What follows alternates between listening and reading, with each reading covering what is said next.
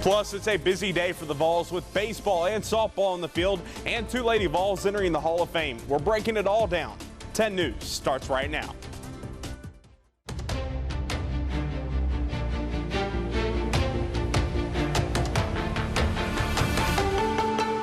News is sponsored by Quality Plumbing, Heating, Cooling, and Electrical. Good evening and thank you for watching 10 News at 6. I'm Andrew McClung. We want to get straight to a check of your forecast tonight. And this is a live look at our thermometer here at the studio. As you can see, over 80 degrees. It's been a pretty warm day. Warm out there right now for much of the region. And we also continue to see wildfires popping up across East Tennessee, including this one right here in Claiborne County this evening. That is an active wildfire. We don't know the acre size, but we do know it's about 75% contained right now. Another in Cott County, that one is about on US 25, which was last updated in the last 30 minutes, and right now it's 100% contained. That one was 20 acres in size. Meteorologist Mike Simon joining us now. And Mike, we're about to get some rain, and really, do we need it right now? Yeah, fortunately enough, the rain is on the way. Some of us already had a spotty shower, thunder shower, had some rain move into downtown earlier. That sense is gone. And our almanac is showing the sky condition there and off in the distance with our camera with the cloud cover and also some breaks in those clouds. You can see a little bit of blue sky. 82 was our high today, 5 degrees away from the record, well above our average as we started at 58.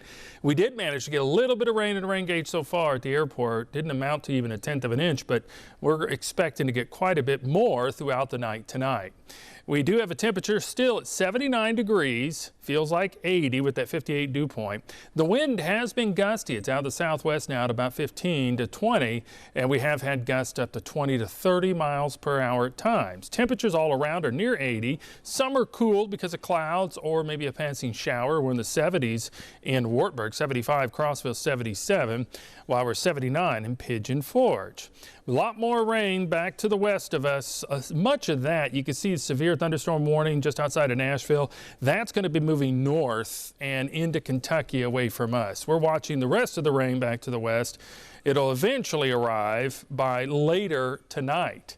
And now the Severe Storms Forecast Center has put us in a severe risk of just a possibility of a level 1 risk. And we're right on the edge of that. So it includes the Cumberland Plateau and part of the Central Valley. I'll have more on that later. Overnight tonight, the next 12 hours, we're going to have cloud cover overtaking us. Temperatures will be the warmest at midnight and continue to fall. We'll be in the 50s early in the morning with scattered showers, and there could be a few rumbles too throughout the night. I'll be back with the rest of that forecast over the next 7 days on the way. Thanks, Mike. New tonight, the president and CEO of the Tennessee Valley Authority announced he is retiring. TVA president and CEO Don Mall notified the board of directors yesterday in a statement to our newsroom today. The TVA director says in part, the board appreciates Don's service to TVA, its employees, and the people of the Tennessee Valley region. He was named CEO back in March of last year. His retirement is effective July 1st. Also new tonight, troopers with the Tennessee Highway Patrol are investigating a fatal motorcycle crash. Details are limited right now, but troopers say that crash happened overnight in Knox County near Asheville Highway. We will update you as we learn more information. Another crash we're monitoring tonight. Officers with the Knoxville Police Department are investigating a serious wreck on the I-640 East ramp. That's near Gap Road. Officers with KPD say the crash involved an overturned RV. The right lane was closed until about 6 o'clock this evening. KPD and the Tennessee Highway Patrol are still investigating. Right now in Tennessee, gas prices are up more than $1 since last month. Right now, the average gas price in Tennessee is about $3.85, up $2.80 in the last month. That was up from $2.80 in the last month. Those numbers are from AAA. Officials there say the national average for a gallon of regular gas sits at about $4.10, nearly 25 cents higher than the average in Tennessee. And today, members of a Knoxville church spent the day helping people cut those gas costs, filling their tanks for free. 10 News reporter Emily Crabtree spoke with the church leaders about why they say now was the time to give back. Andrew, Overcoming Believers Church in East Knoxville hosted that event. They tell me that with gas prices getting higher and higher, they know people are struggling, which is why they wanted to help ease that stress. Hundreds of people got a little extra gas in their tank Saturday thanks to one East Knoxville church. At Overcoming Believers Church, we truly believe in being the hands and feet of Jesus. And so this is just a piece of that work and investment that we put out into community. Cars started lining up at 8:45 in the morning for the Gas and Glory event on Cherry and Magnolia. I would say overall, over the last hour, we probably had close to at least 100 cars come through already. Star Starks with Overcoming Believers Church says through generous donations from their members, they're able to pull the event off. For this event, we'll be doing $20 in gas for every car that pulls up today. So excited to be able to invest $8,000 into our community. The people who came through to get gas tell me they really appreciate what the church is doing for them. Gas has been hard lately, so I'm very grateful. Some say they've been spending close to $100 every time they have to get gas. So to fill up, it costs me around 85 to 90 bucks every 3 to 4 days. Church members tell me they know that finances are a struggle for a lot of people, which is why they decided to have the event. We all understand the financial burdens that many of us are going through. And so we say if we can just give a little bit back to our community, 20 bucks may not fill up your whole tank, but it'll help you out, partially. And for us, that's a blessing. And the church wants people to know they're willing to help however they can. Overcoming Believers Church is invested in the city of Knoxville. We care about the people here, and we want to be a true support in our community. Now, members of that church say they are so excited about how many people showed up for the event, and they say they're looking forward to the next time they host it. Andrew? Thanks, Emily. New tonight, Sacred Ground Hospice House in Knoxville got a new space for prayer thanks to one girl on her way to becoming an Eagle Scout. Arian Witt is hoping to become an Eagle Scout as part of her troop in Blount County. She and a team of volunteers spent the morning at Sacred Ground Hospice House renovating their multi-purpose room to give residents and their families a space for prayer and grief counseling. Ari says this project hits extra close to home.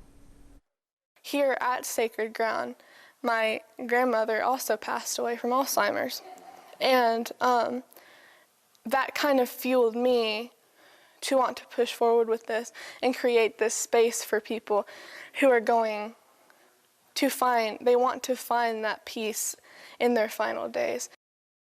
Now, Arian says right now she volunteers with UT's medical centers, hospice services, and wants to work in bereavement counseling or hospice care in the future.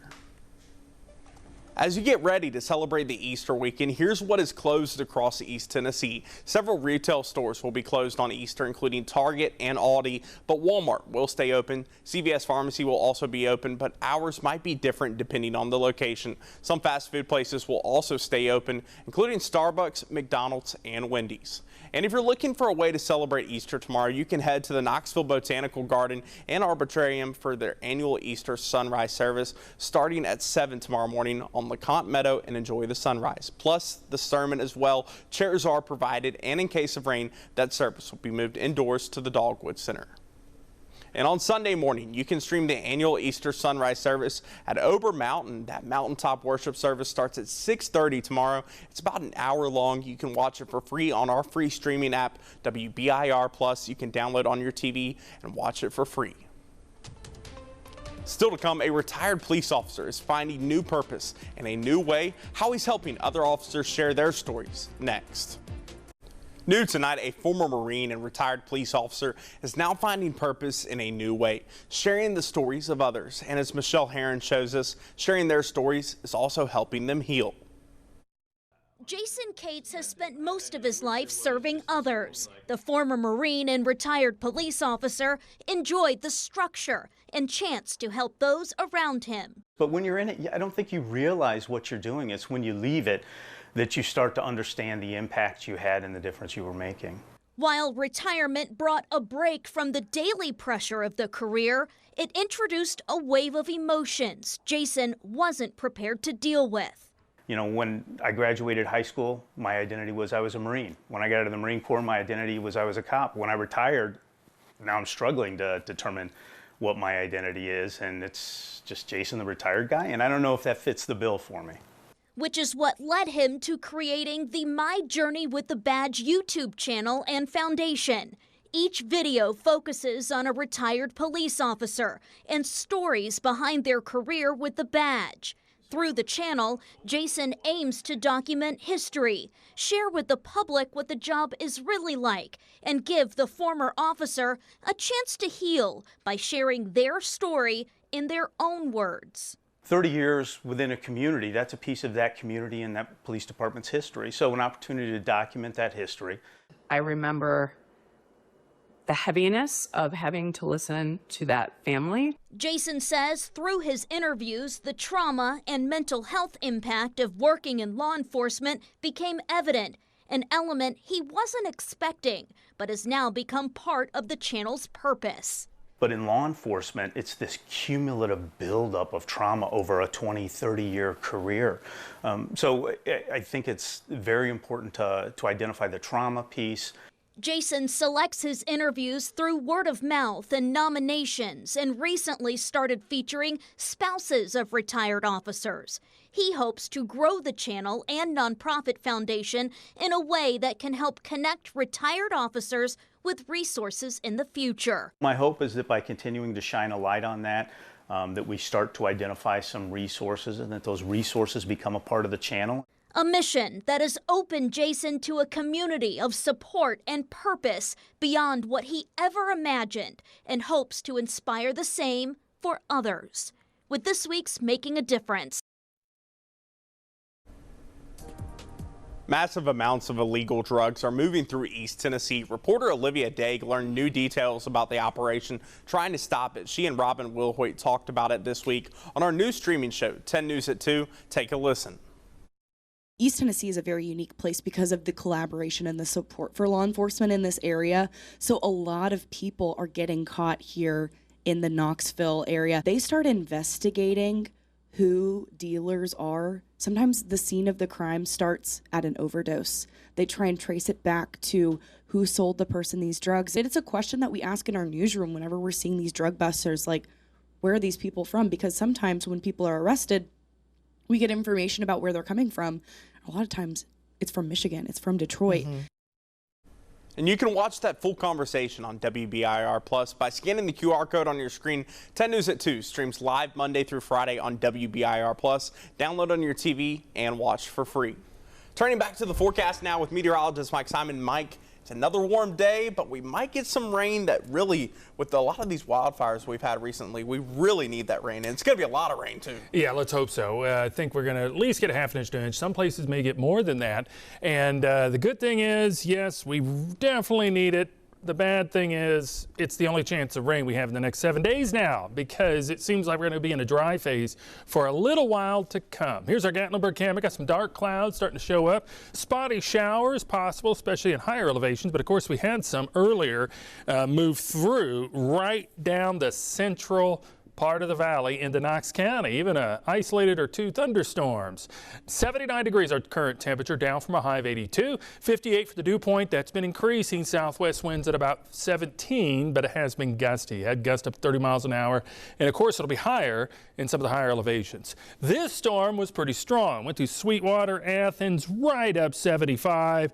It tended to fizzle as it moved into Knox County, but it did get some places wet as it moved in. We also have had other spots here and there, but not too many. The one up toward Greenville at this time, it's pretty moderate. Haven't seen any fresh lightning strikes out of it at all. That's moving toward the northeast at about 20, 30 miles an hour.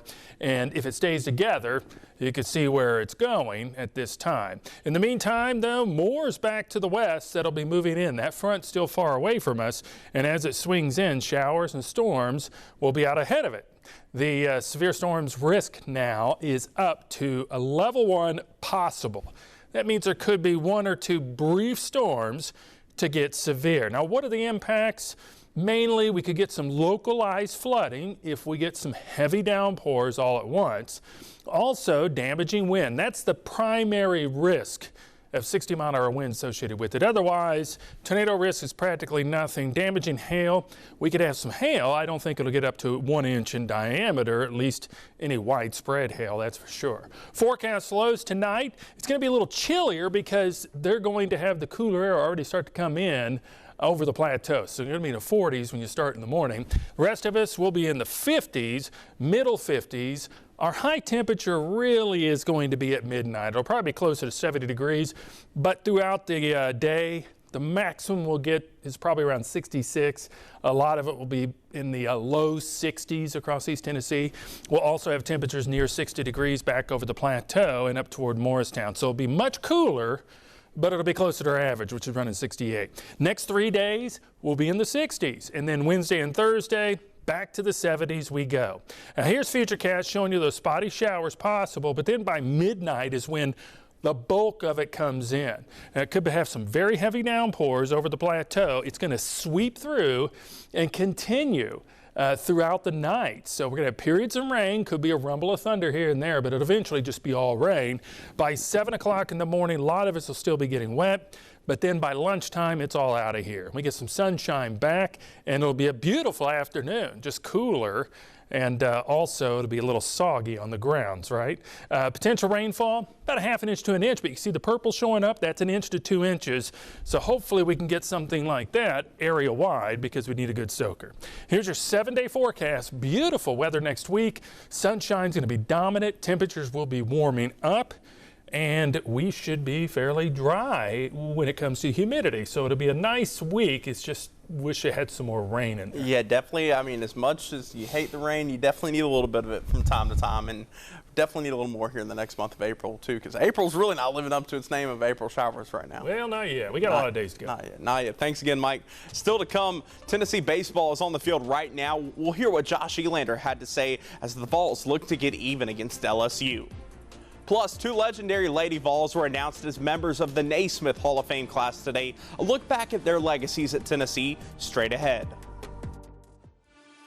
From Tennessee to Baton Rouge to the Sunshine State, former Lady Vols assistant coach Gabe Lazo has been named head coach at the University of Central Florida. This announcement comes just 4 days after LSU announced Lazo as an assistant coach there. He resigned from the Lady Vols last Friday and has since UT has since hired Bill Ferrer, Florida State's associate head coach, as Lazo's replacement. And it's a busy day for the Vols on the baseball field. They're actually facing off against LSU. First pitch was just a few minutes ago at 6 o'clock. This is game 2 in the series against LSU. Last night, the Vols again lost a lead. The final 7-5 behind a 5-run 8th inning. Head coach Josh Elander says it's frustrating when you can't get over that hump. But no, our guys, when they wear this jersey, they show up and they want to compete, and they've been doing that for a long time around here. And again, baseball, the door swings both ways. We can go over any cliche that we want, but we're riding these games. We just got to finish, and we all got to do our jobs better. I think scars are good in this league, and we'll figure out how tough we are real quick because this league can knock you down, and it's about getting back off the mat. And this is baseball. It's a 3-game series, and we still got a chance to win a series on our home field. And that game just started about 20 minutes ago. And good news, Tennessee is up right now. E-Ray will have those full highlights coming up later tonight. And they'll close out their series with a 3rd game tomorrow. First pitch for that game is set for 1 in the afternoon. And the Lady Vols are also looking for a comeback tonight as they close out their series with South Carolina. Carlin Pickens got the start in the circle, but allowed the bases to get loaded before being pulled in the 4th. Head coach Karen Weekly says she's leaning on her teammates after last night's game. Well, Carlin's really honest with herself, and Carlin's really honest with her teammates. And she said, you know, I have to be better, and I can't let one thing frustrate me and take it into the next pitch. And I think that's one of the reasons Carlin's been so good and improved so much throughout her career, because she typically doesn't do that. But for her to, you know, express that, it kind of lets her teammates know, hey, we're all in this together. And first pitch for that game was also at 6 o'clock. Right now, that score is double donuts, 0-0. We'll have a recap of, again, both games tonight with E-Ray. The Lady Vols will be back on the field on Tuesday against East Tennessee State University. And 2 legendary Tennessee women's basketball players were announced as 2 of the 9 members of the 2026 Naismith Hall of Fame class today. Candace Parker played under head coach Pat Summitt, part of her final 2 national championship teams in 2007 and 2008, the first pick in the 2008 WNBA draft. Parker is also a 2-time WNBA MVP and has won 3 WNBA championships with 3 different teams. And then Shamiqua Holtzclaw played at Tennessee from 1995 to 1999 and helped lead the Lady Vols to 3 consecutive national championships. Holtzclaw was a 2-time SEC Player of the Year and 4-time All-American. She was a #1 overall pick in the 99 WNBA draft, playing for more than a decade and securing spots in both the NYC Basketball Hall of Fame and the Women's Basketball Hall of Fame. Still to come as we head towards the Easter holiday, some pups in Knoxville got to celebrate a little early. A look at those celebrations straight ahead. When he was hit by a vehicle. We will tell you how school leaders hope to help classmates deal with that sudden loss. That's new tonight on 10 News at 11. Easter might not be until tomorrow, but man's best friend celebrated with an Easter egg hunt at the Bark today in Knoxville. Dogs got to hunt for egg-shaped cookies hidden throughout the indoor play space. The cookies were made locally by River Dog Bakery. Plus, the Easter Bunny was hopping by for photos with the pups throughout the event. Like, I know one of my dogs would not have been happy to see the Easter Bunny. He kind of is just afraid of people in costumes. What kind of dog is it? Cocker Spaniel. Oh, okay. His name's Bean. He can never see a dog on TV. So anytime a dog is on TV, it's not a good time. Yeah. But what is a good time is the weather today. Yeah. When we had a pug, the same thing happened. I mean, just barking at the TV the whole time. Hey, and thunderstorms too. We're going to get some tonight possible, but mainly it's going to be periods of heavy rain. At times, moderate at others. Through the morning hours, could get a couple of inches of rain in some spots. And there is a slight risk of severe weather, but I don't think the majority of us have to worry too much about it. Maybe grab a coat or umbrella. Thanks again for watching. We're back here again tonight at 11. Hold your loved ones tight and have a great night.